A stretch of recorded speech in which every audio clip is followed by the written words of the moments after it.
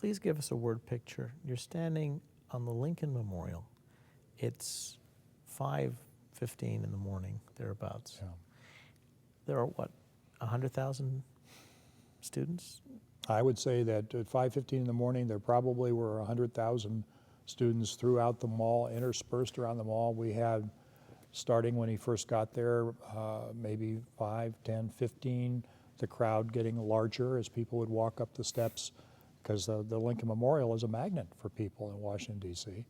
The sun just beginning to come up in the east, sort of a pinkish glow. It was almost surreal in a way. Here we are just to the right of the statue, of the Lincoln statue, just right off to the right, the second inaugural carved into the wall, and it's hushed.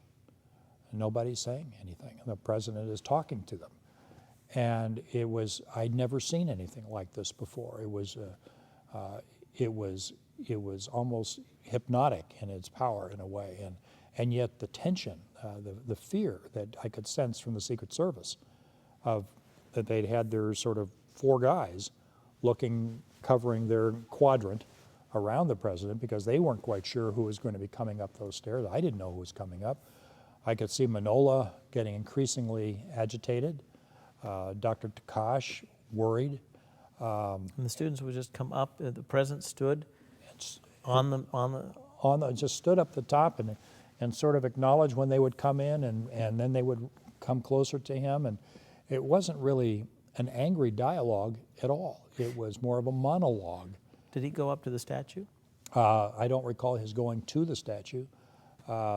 He might have gone up there before I got there and then come back to this area at the top of the stairs where he was carrying on this conversation.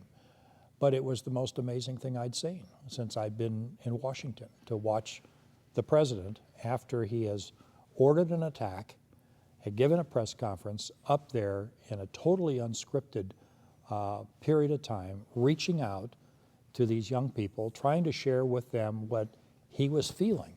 And he said some things about how we could clean up the environment, we could do all of these things, take care of the material things, but it's really the matters of the spirit that are most important.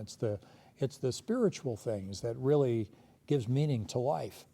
I happen to believe that's true myself, so I was just riveted by what he was saying, which I'd never heard said anyplace else. Of course, every place else mostly were talking points or pretty well structured conversations. Were people walking up the stairs to talk to him, or was he sort of lecturing a small group? It was a small group that he was talking to. And below him, or on the... No, they were basically at the same eye level. They would come up and then join this group, and some would look in, and someone would get closer, and then they would look at each other and stand back a little bit and look in and said, yeah, I think it's him. You know, it just, and then just sort of look, and they're exhausted. These are young people who have been driving all night.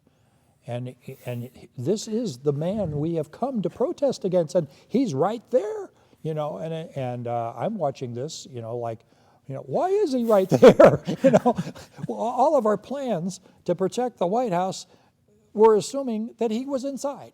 You know, who would have thought he would have gone outside? Nobody said, what if the president goes out at 4:30 in the morning and wanders up to the Lincoln Memorial? What are we going to do about that? That never came to anybody's consciousness.